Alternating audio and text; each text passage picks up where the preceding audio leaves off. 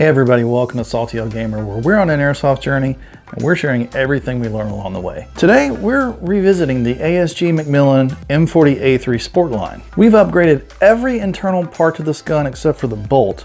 We're going to tell you exactly what we used, exactly what results we got, and then we're going to tell you detailed step-by-step exactly how you can do it yourself. So stay tuned.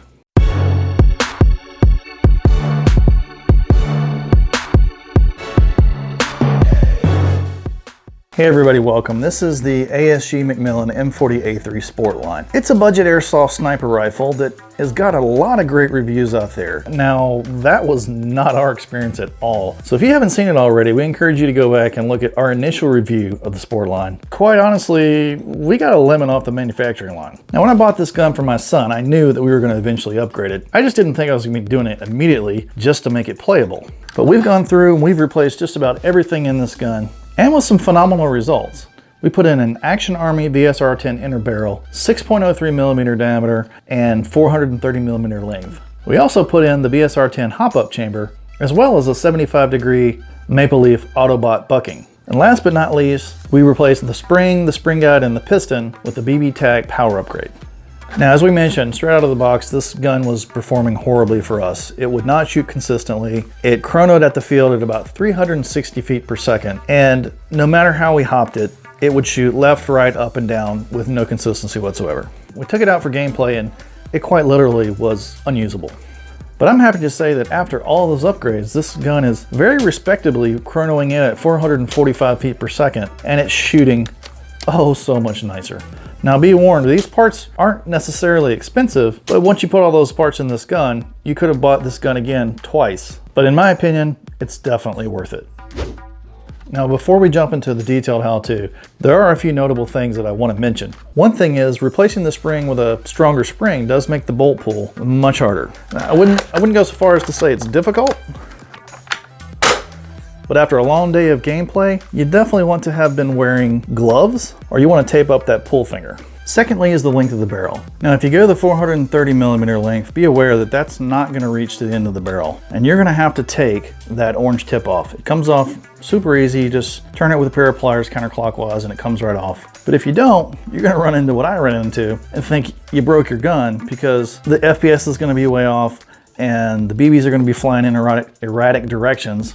And that's because the barrel stops here, and no matter how stabilized that barrel or how straight that barrel, sometimes it's going to catch that tip. And sometimes it may not even make it out of the barrel, which was happening with me, and I thought I'd broken the gun yet again. But as soon as I took that tip off, everything straightened out. The gun was firing at super great FPS, really straight, and I couldn't be happier. Now if you go with the 500 millimeter length barrel, it's a little bit too long and it's going to stick out of the orange cap. So again, you're probably going to want to take the orange cap off. You can get a thread adapter that's going to screw right in here and convert this to your traditional 14 millimeter like AEG style threads, or you can put a mock suppressor on there and it'll hide the barrel just fine and you'll be good to go. With the shorter inner barrel, I'm not really sure what I'm going to do about the end of it, but honestly, it doesn't look that bad. I think I might just leave it this way.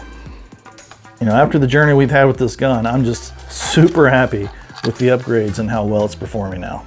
And that's really the point, and that's really why you're here, right? You want to know what upgrades work in this gun and how can you put them in yourself. And the rest of this video is going to show you exactly that. So if you find this video useful, don't forget to like and subscribe. And now we'll leave you to the rest of it. First things first, you want to remove the barrel and the trigger assembly from the body of the gun. And this is just the reverse of what you did if you already owned the gun and had to put it together. Just unscrew the Allen screws that are part of the body, and the parts will come right apart. Then you want to unscrew the piece that holds the trigger assembly to the barrel, the outer barrel. And you want to be very careful because these screws are very soft. If you've not done this before, you can't easily strip them. Now you may have to use a tool or a flathead screwdriver to help pry this off the first time. Don't lose this gold nut. It fits right up into that little piece. Then once that's done, you just separate the two pieces.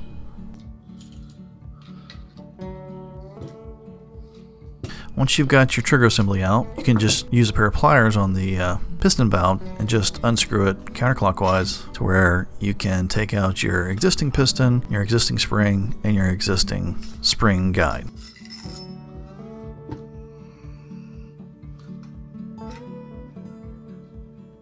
Now it's time for the power upgrade. Just take out your new power upgrade.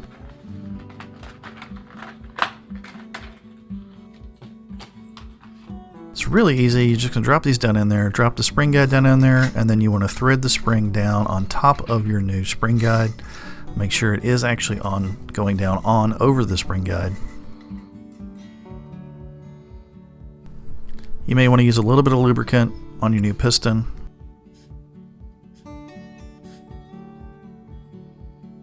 Just drop it in there over the spring.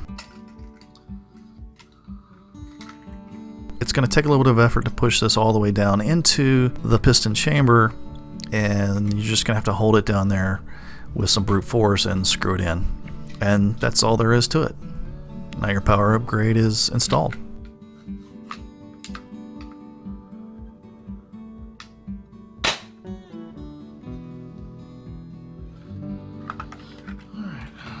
Now we want to move on to the inner barrel. We need to separate the existing inner barrel from the outer barrel.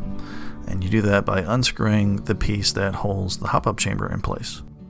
Again, these are very soft screws, so be very careful that you don't strip them as you take them out. I do recommend that you keep these in a container. They are very small and you can lose them very quickly. Now you want to take off the hop-up slider.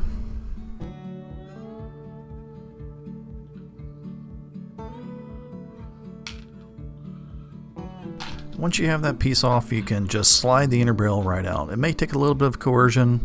I had to use a skinny little screwdriver to help push it out, but once it gets to the end of the barrel, it should come right out.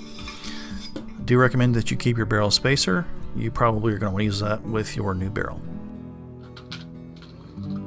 Moving right along to the Action Army VSR10 inner barrel. First, we want to install our Autobot bucking, and this is really pretty easy. The barrel on the cutout side has a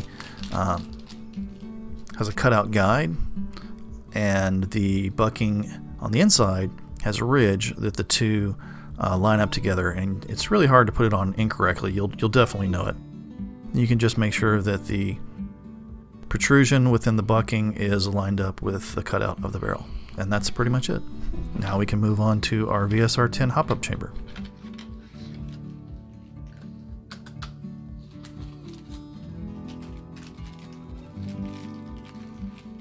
And the hop-up chamber does come with quite a few tiny little screws and pieces. I do recommend that you put these in a container. If you lose any of these, you're pretty much out of luck. Now we're going to want to take the black barrel spacer that came with the hop-up chamber and slide it onto the end of the new barrel all the way down to the Autobot bucking in the way that you see on the screen. Now you're going to hold the VSR10 hop-up chamber in the orientation that you see it here, and then you're going to slide the barrel with the bucking and the barrel spacer right into the chamber, and it's a tight fit. It only goes in one way. You're going to want the ridge on the outside of the bucking to line up with the little window in the VSR10 hop-up chamber, and it really won't go in any other way, and then you just push it in all the way to the end. Now there are 3 screws that secure the hop-up chamber and barrel spacer to the barrel. And you want to make sure that the barrel spacer is lined up. You can see into the screw holes, and there's a hole in the barrel spacer that need to be lined up. Now on the direct back of the VSR10 hop-up is where the smallest screw goes in. You're going to screw that in all the way till it's tight. Then you're going to take the 2 slightly longer screws, and they're going to go on the left and the right of the barrel spacer. Again, make sure that the screw hole lines up with the hole in the barrel spacer, and that the barrel spacer is all the way in. And then you're just going to screw those in until they're tight. Left side and right side. And just as a side note, if you were wondering, yes, all the red spots on my hands and arms are airsoft welds.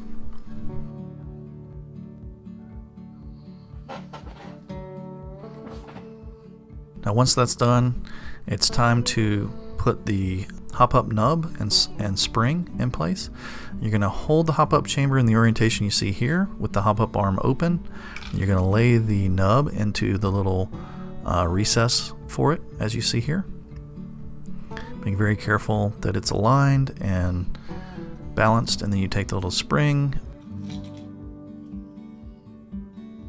put it down into the little spring recess. You're going to very carefully fold that up into the hop-up chamber and secure it with your thumb. Now you're going to take the very last piece. It's a slightly square, rectangular-ish nut, and it goes right on the screw at the end of your thumb, at the end of the hop-up chamber spring arm, and that's what holds the spring arm down. And then you're going to hold it securely, turn it over, and there's a hole where you're going to use an Allen key to screw it on. And this is actually your hop-up adjustment from now on. Tightening or loosening that spring arm is what adjusts your hop-up. You're going to do it with this Allen key, so always make sure when you're in the field that you've got an Allen key that fits so that you can do an adjustment if you need to. Now let's circle back to that barrel spacer. It's not going to fit on your new barrel immediately because it has a ridge inside of it that fit into an indentation on the original barrel. And I just used a file to file that down. And once it's filed down, it does go over the barrel, but there's nothing securing it in place, so it just slides back and forth. And I solved this just by taking some masking tape and rigging up a couple of guides that keeps it in place. And then your barrel's pretty much done. You just reinsert it into the outer barrel and position it to where you can now reattach it. But before you can do that, the piece that secures the hop-up in place has a couple of fangs that hang down per the original hop-up chamber, and you need to just take a pair of pliers and snap those off. The plastic's very soft, so be very careful. You just need to get a hold of it with a pair of pliers and bend it, and it'll come right off. If there's any rough spots or jagged edges, then just file those down until you've got a nice flush rounded surface that will fit flush right on top of that new VSR10 Hop Up Chamber. Then you just use your screws to reattach it.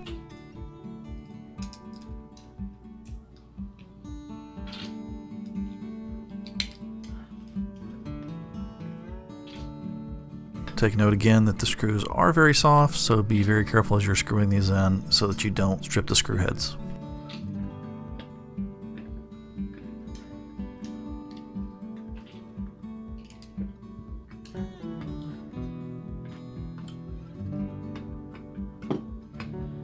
Did you already put in the new thing? Oh, was that fully put together now? Now the only thing left to do is put it all back together. You're going to reattach the trigger assembly to the outer barrel exactly like you took it off. Make sure you put that gold nut into this piece, and then you're going to want to hold it in such a way that the gold nut will not fall out as you resecure it.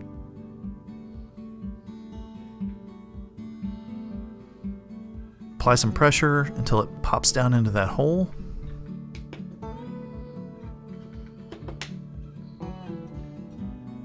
And then you just reattach it with the two screws. Once that's done, all that's left is to put the assembled barrel and trigger assembly back onto the body. Screw it on with the 3 Allen key screws, and that's it. You're good to go.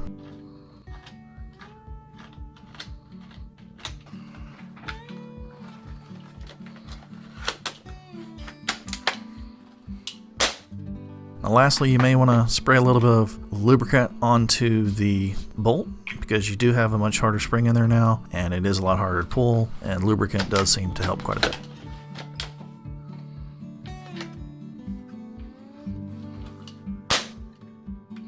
Now there's just one last thing you've got to do for any of this stuff to work. You've got to modify your stock magazines in order for it to work with the VSR10 Hop Up Chamber. You're just going to file away the hard edges at the top of the magazine by the feeder in kind of a V pattern. Just do it a little bit at a time, then try your magazine in the gun. If it doesn't click in, do it a little bit more. Rinse and repeat. And I'm going to give props out to YouTube user X-Wing Airsoft. We did a lot of research, watched a lot of videos on this, and watched a lot of people using a lot of different parts, and he was the only one that mentioned this absolutely crucial and required modification. Here's what it's going to look like at the end to give you sort of an idea. Just keep testing it until you hear it hard click in, and then you're good to go. You've completely upgraded your M40A3 Sportline. Congratulations.